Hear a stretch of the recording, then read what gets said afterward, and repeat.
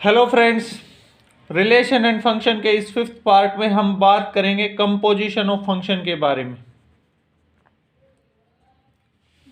इसकी डेफिनेशन होगी let f is a function from x to y and g is a function from y to z be two function, then the composition of f and g denoted by GOF is defined as GOF x to z given by GOF of x is equal to G of fx। यानी कि अगर दो कोई function है x से y और y से z और x जो है कोई स्मॉल एलिमेंट x में है और x को जब fx में निकालूं तो वो y वैल्यू दे और जब y को मैं दूसरे फंक्शन में रखूं तब वो z की मैपिंग आए।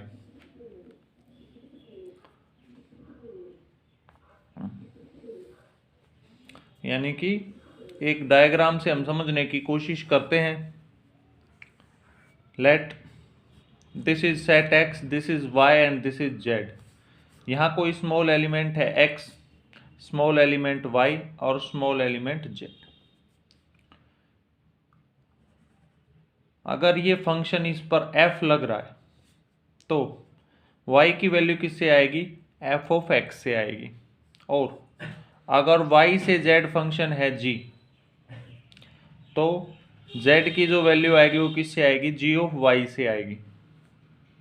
अब जो g ऑफ f लगेगा यहां पर z जो आएगा वो g of f of x से आएगा। यानी कि y की एक तरह से वैल्यू हम पुट कर देते हैं। यहां से एक चीज हमें पता चलेगी कि GOF is meaningful only when range of f is contained in the domain of G, that is range of f is subset of domain of G। यानी कि fx की जितनी भी वैल्यू हैं वो सारी की सारी G की डोमेन के रूप में काम करेंगे। इन सिमिलरली इसका अपोजिट भी ट्रू होगा। f of x is equal to f of gx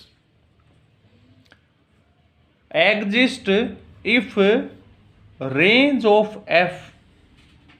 of g is the subset of domain of f। ये तभी एग्जिस्ट करेगा जब g की जो रेंज है वो f की डोमेन का सबसेट होगी।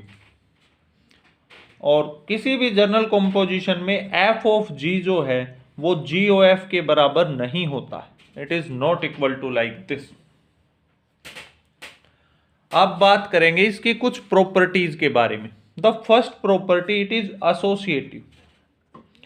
यानी कि f कोई फंक्शन है a से b और मान लेते हैं g कोई फंक्शन है b से c और h कोई फंक्शन है c से d, तब h of GOF is equal to h of g of f।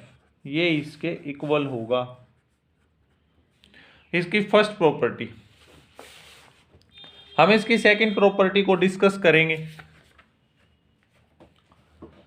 The composition of two one one function is an one one function. यानी कि f कोई फंक्शन है a से b और g कोई फंक्शन है b से c। और ये दोनों फंक्शन कैसे हैं? One one function. One one function को हम लास्ट वीडियो में डिस्कस कर चुके हैं। तब जो GOF आएगा a से c ये भी वन वन फंक्शन ही होगा। सिमिलरली इसकी third property, the composition of two onto function is an onto function. यानी कि अब a से b और b से c अगर ऑन टू है तो GOF जो a से c आएगा वो भी ऑन टू होगा।